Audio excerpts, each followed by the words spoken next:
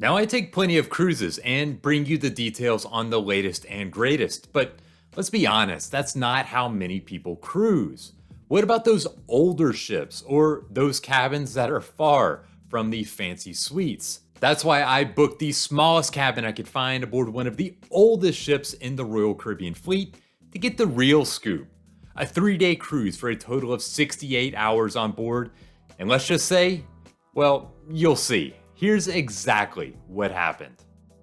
This is Rhapsody of the Seas. It was built in 1997, roughly 27 years ago.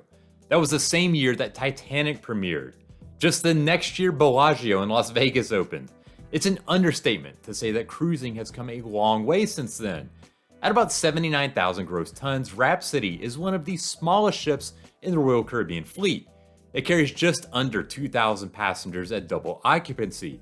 For comparison, Wonder of the Seas, docked here alongside at Coco Cay, it comes in at 235,000 gross tons, 3 times the size, and it carries about 5,700 passengers at double occupancy. Yeah, there is just a little bit of difference. That's why I booked a quick 3-day cruise from Fort Lauderdale aboard Rhapsody of the Seas with just 2 ports of call, one in Coco Cay and one in Nassau. And given that I was already sailing on a nearly 3-decade-old ship, I decided to take things one step farther, booking the smallest cabin on the ship that I could find. I know that cruise lines love to show off the lavish suites and the bright new ships, but what's on the complete other end of the spectrum? Now, normally an interior cabin is the smallest room on the ship, and on other cruises I've taken, there have been some legitimately tiny interior cabins. But looking at the cabin options on Royal Caribbean's website, interior cabins on Rhapsody, they were a modest 136 square feet. But it was actually the ocean view cabin that was the smallest at just 126 square feet, and my cabin would be the very last room on the back of the ship on the second deck.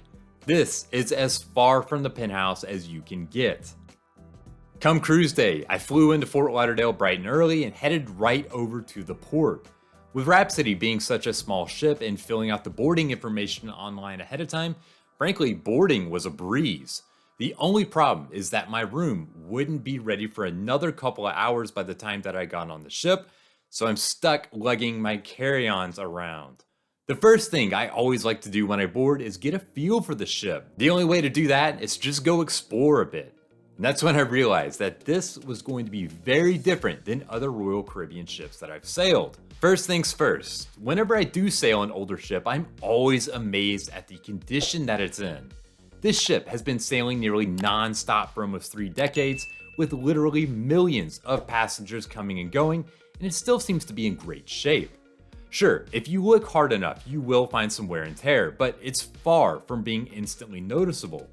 But if the upkeep of the ship jumped out at me, so did how dated Rhapsody felt. Now, remember, the ship was built in '97, and Royal Caribbean says that it was last refurbished in 2012, more than a decade ago. And I believe it. Carpets, they have a lot of 90s era floral designs. There's wood paneling everywhere. There's lots of polished metal in public areas. Now, no doubt, when Rhapsody debuted in the late 90s, this was in style. Today, it is far from it. Just look at what the interior areas of a relatively new Royal Caribbean ship, in this case Odyssey of the Seas, looks like in comparison. It's simply a much lighter, fresher, and more contemporary feeling. A little more than a year ago, I sailed Carnival Ecstasy, also built in the 90s, before it was retired. If you watched that video, then you know I commented on the dated decor, but it was so retro that it had actually come back around to being cool in my opinion.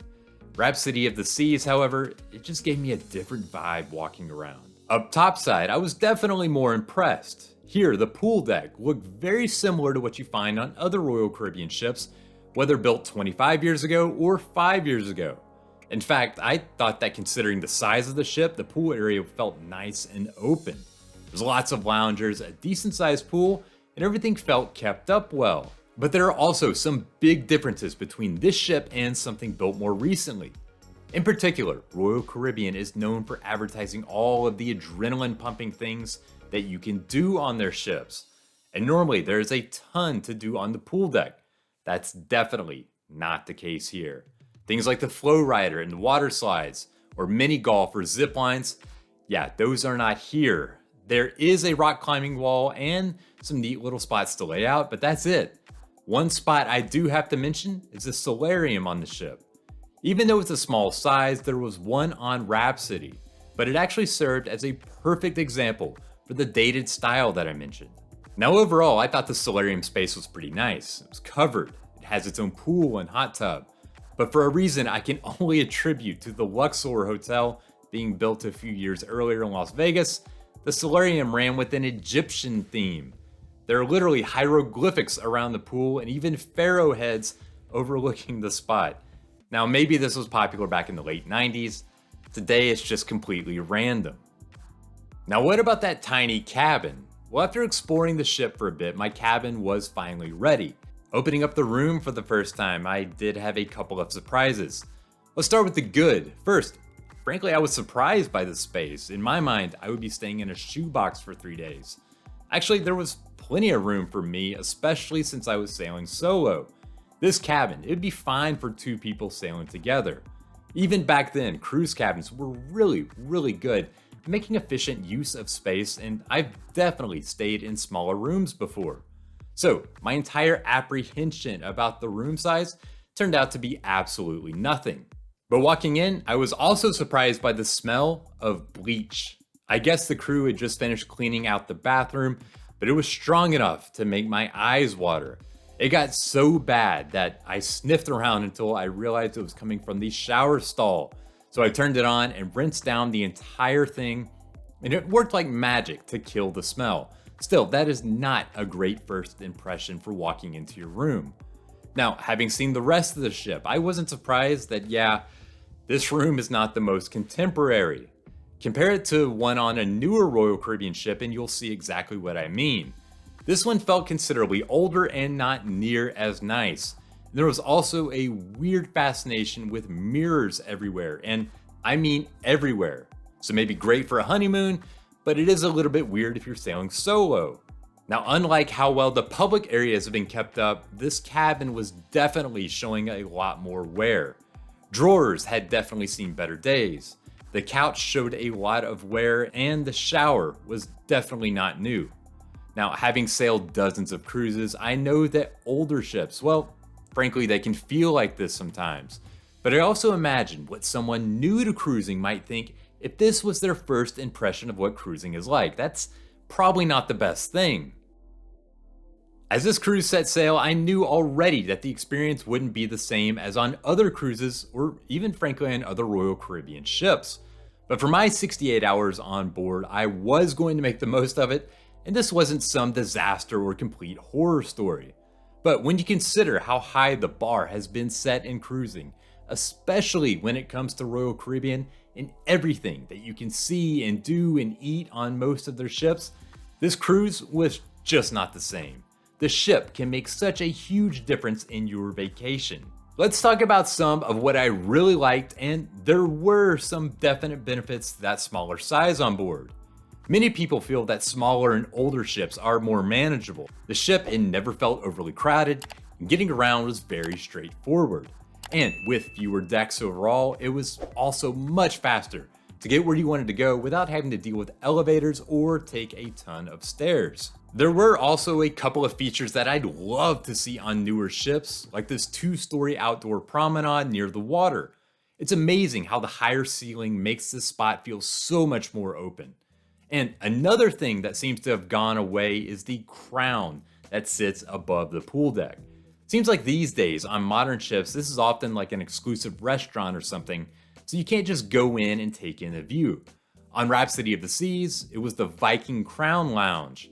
There was hardly anyone here throughout the trip. It was like being in a nest that sits up above the ship with some amazing sweeping views. This cruise also visited Coco Cay and Nassau, and for Coco Cay I scored a Black Friday deal and was able to snag a jet ski excursion and entrance to the water park for a little over $100 all in together.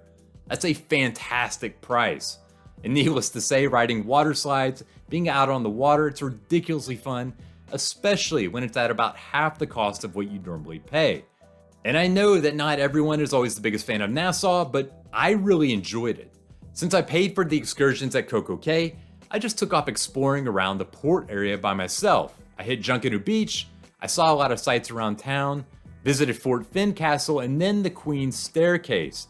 Now, the Staircase is one spot that I've always heard about, but I had never visited before.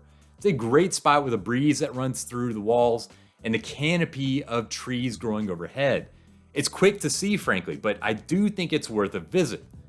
When on the ship, however, it was a different story. I mentioned some of the benefits of the older and smaller ship, but frankly, the big drawback is that for a cruise line that's known for packing so much onto its ships, this one was severely lacking. Let's talk about food, for example. If you want to eat what's included with your fare, then it's the Windjammer Buffet or the main dining room. There is occasionally a small cafe serving some items in the solarium, but that's it. And given the size of the ship, the variety on that buffet, it was also pretty small. Meanwhile, there are 4 different specialty restaurants serving on the ship, meaning that the majority of places to grab a bite to eat, they actually cost extra. And with the smaller ship, the things to do and entertainment options were definitely far fewer. Take the evening show, for example. This is what was offered aboard a relatively new Royal Caribbean ship, and this was what was offered aboard Rhapsody.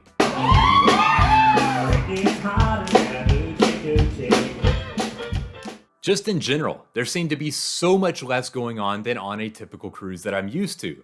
Though I do have to give some love to the belly flop contest. That was a lot of fun to watch. So I know for some people, that's exactly what they want. A calmer cruise that's about just hanging out and relaxing instead of doing a whole lot. For me, if this cruise had a day at sea instead of 2 ports of call, I'm not sure how I would have kept myself entertained. So what's the bottom line after spending 3 days on one of Royal Caribbean's oldest ships? I'm a big fan of the cruise line because I love how they pack so much on board, from things to do, to entertainment, to food. It's impossible to be bored most of the time. Rhapsody of the Seas, it felt like it belonged to a different cruise line in that respect. It certainly belongs to a different era. Now, this was not some terrible time or nightmare cruise. Visiting the ports was great, and there were some features about the ship that I did really like. But overall, the ship is pretty dated, the room shows plenty of age, and the overall experience on board is nowhere near what is offered on today's ships. If you're someone that likes the cruise to be all about ports of call instead of the ship, or you want the simplest low-key cruise that you can find, this actually might be a good fit. For me, it's something that I'm glad I got to experience, but I'll stick to Royal Caribbean's newer ships.